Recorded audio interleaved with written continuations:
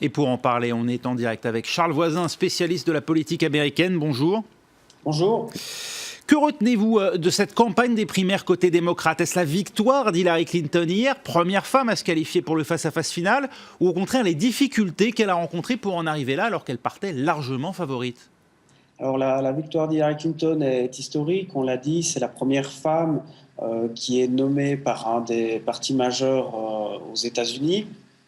Mais en réalité, effectivement, personnellement, j'ai été assez choqué du jusqu'au-boutisme de Bernie Sanders. Je pense que il ne se rend pas compte qu'il fait un peu de tort à la campagne d'Hillary et à la campagne des démocrates tout court. Il met en danger finalement ses chances, les chances d'Hillary d'arriver à la Maison-Blanche. Et il pourrait peut-être par la suite regretter de ne pas la soutenir. Parce que hier, il ne l'a pas soutenue, absolument pas. Et il y a finalement, je dirais, deux raisons à ce geste. La première, c'est qu'il a... on lui a certainement manqué de respect à Bernie Sanders.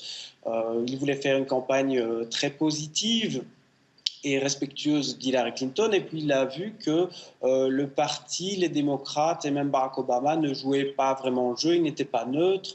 Il a très mal vécu le soutien des super délégués à Hillary Clinton avant que même les primaires ne se déroulent. Donc il a commencé à être de plus en plus obstiné, il a même attaqué Hillary Clinton.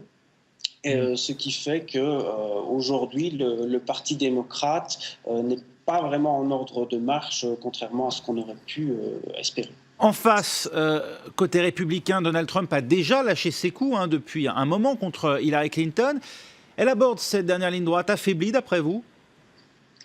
Oui. Alors là, c'est pas vraiment Bernie Sanders, on peut pas tout lui mettre sur le dos. C'est vraiment la personnalité d'Hillary Clinton qui ne suscite pas l'enthousiasme. On a du mal à voir sa vision pour l'Amérique. Elle apparaît, sa personnalité apparaît comme pas très authentique. Peu de gens lui font confiance, elle incarne vraiment l'establishment.